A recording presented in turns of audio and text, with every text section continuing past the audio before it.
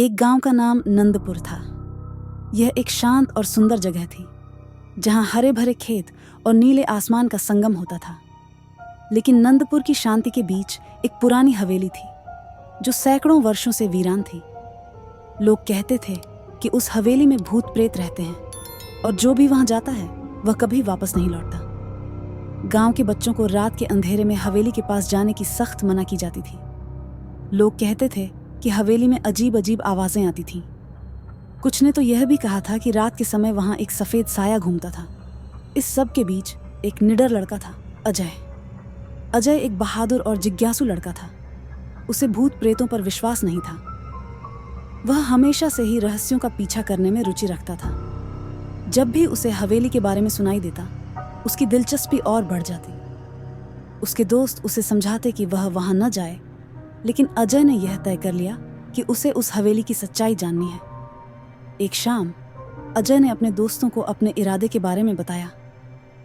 मैं कल रात हवेली जाऊंगा, कोई भी मेरे साथ नहीं आएगा? उसके दोस्तों ने एक दूसरे को देखा और फिर एक साथ बोल पड़े, तुम पागल हो, वहां मत जाओ। लेकिन अजय ने उनकी बातों पर ध्यान नहीं दिया। उसने अगले दिन के लिए योजना बनाई।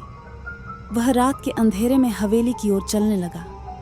उसकी धड़कनें तेज हो रही थीं, लेकिन उसकी जिज्ञासा उसे आगे बढ़ने के लिए प्रेरित कर रही थी। जब अजय हवेली के पास पहुंचा तो उसका दिल तेजी से धड़कने लगा। हवेली का दरवाजा चिड़चिड़ाते हुए खुला। अजय ने अंदर कदम रखा। वह सोच रहा था कि यह सिर्फ एक पुरानी इमारत है, कोई भूत प्रेत नहीं है। लेकिन जैसे ही वह अंदर गया, उसे एक ठंडी हवा ने घेर लिया। दीवारों पर धूल की मोटी परत बिछी थी और हवा में एक अजीब सी गंध थी। हवेली के अंदर जाने के बाद अजय को अजीब अजीब आवाजें सुनाई देने लगीं। वह डर गया, लेकिन उसने अपने डर को छिपाने की कोशिश की। वह धीरे धीरे अंदर गया और देखा कि हवेली का एक कमरा पूरी तरह से अंधेरा था। जैसे ही उसने एक कदम और बढ़ाया, उसे लगा कि कोई उसके पीछे है। उसने मुड़कर देखा, लेकिन वहां कोई नहीं था।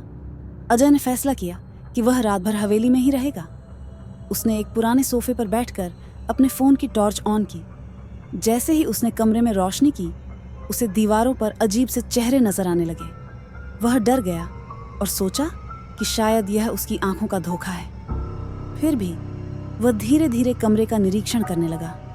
उसने देखा कि एक पुरानी तस्वीर दीवार पर लटकी हुई थी। तस्वीर में एक व्यक्ति था जिसकी आंखें अजीब तरीके से उसे घूर रही थीं। अजय ने सोचा, क्या यह उस हवेली का मालिक है? अजय ने निर्णय लिया कि वह उस पुरानी तस्वीर की ओर बढ़ेगा। उसने उस दरवाजे को खोलने का फैसला किया। जैसे ही उसने दरवाजा खोला, एक तेज हवा का झोंका उसके चेहरे पर आया। दरवाजा खुलते ही एक अंधेरी सीढ़ी नीचे की ओर जाती दिखी। अजय ने गहरी सांस ली और नीचे जाने का निश्चय किया। सीढ़ियों के नीचे पहुंचकर उसे एक और कमरा नजर आया। यह कमरा और भी अंधेरा और खतरनाक लग रहा था। यहाँ पर एक पुरानी पुस्तक मिली जिसके ऊपर धूल की परत थी। अजय ने उसे खोला और पढ़ने लगा। पुस्तक में लिखा था कि यह हवेली पहले एक धनवान परिवार की थी और यहाँ पर कई भयानक रहस्य छिपे हुए हैं। इस हवेली के मालिक का नाम अंद्रघुनाथ सिंह था और उसकी मृत्यु एक रहस्यमय तरीके से हुई थी। पुस्तक में यह भी लिखा था कि जो भी इस हवेली में रात बिताने की कोशिश करेगा, वह एक परीक्षा से गुजरेगा। अजय ने सोचा, क्या यह वही परीक्षा है जिसका सामना मुझे करना है? उसने पुस्तक को ध्यान से पढ़ा और पाया कि रघुनाथ की आत्मा अभी भी इस हवेली में भटक रही थी। उसे मुक्ति पाने के लिए अपने वंशजों की तलाश थी। अजय ने निर्णय लिया कि वह रघुनाथ के खजाने और आत्मा की मुक्ति के लिए सब कुछ करेगा। वह कमरे से बाहर आया और देखा कि हवेली की दीवारें अचानक बदलने लगीं। उसने महसूस किया कि हवेली में समय का प्रवाह भिन्न था। अजय ने एक नई योजना बनाई। वह हवेली के हर कमरे में खोजबीन करने लगा। उसे कई पुराने सामान मिले, जैसे कि सोने के सिक्के, गहने और एक पुरानी छड़ी। लेकिन सबसे महत्वपूर्ण था एक पुरानी संदूक जिसमें रघुनाथ की डायरी थी। अजय ने डायरी खोली और पढ़ना शुरू किया। उसमें लिखा था कि रघुनाथ ने अपने परिवार के खिलाफ धोखा देखा था। उसे अपने भाइयों से विश्वासघात का सामना करना पड़ा था, जिसके कारण उसकी मृत्यु हुई थी। उसने अपनी आत्मा को शांति पाने के लिए अपनी संपत्ति को सुरक्षित रखा था। क्या मैं रघुनाथ की मदद कर सकता हूँ? अजय ने सोचा। उसने तय किया कि वह रघुनाथ की आत्मा को शांति दिलाने के लिए उसे अपने वंशजों से मिलाने की कोशिश करेगा। रात गहराने लगी और अजय ने महसूस किया कि हवेली में कुछ और भी अजीब घटनाएं होने लगी हैं। उसे अचानक एक साया नजर आया जो कमरे में घूम रहा था। अजय डर गया, लेकिन उसने खुद को संभाला। रघुनाथ, उसने पुकारा, क्या तुम मेरी मदद करना चाहोगे? साया ठहर गया और उसकी आंखें चमकने लगीं। क्या तुम सच में मेरे वंशज हो? उसने पूछा। अजय ने रघुनाथ को अपनी कहानी सुनाई कि वह उसके खजाने और आत्मा की मुक्ति के लिए आया है। रघुनाथ ने कहा, मुझे अपने परिवार का विश्वासघात याद है।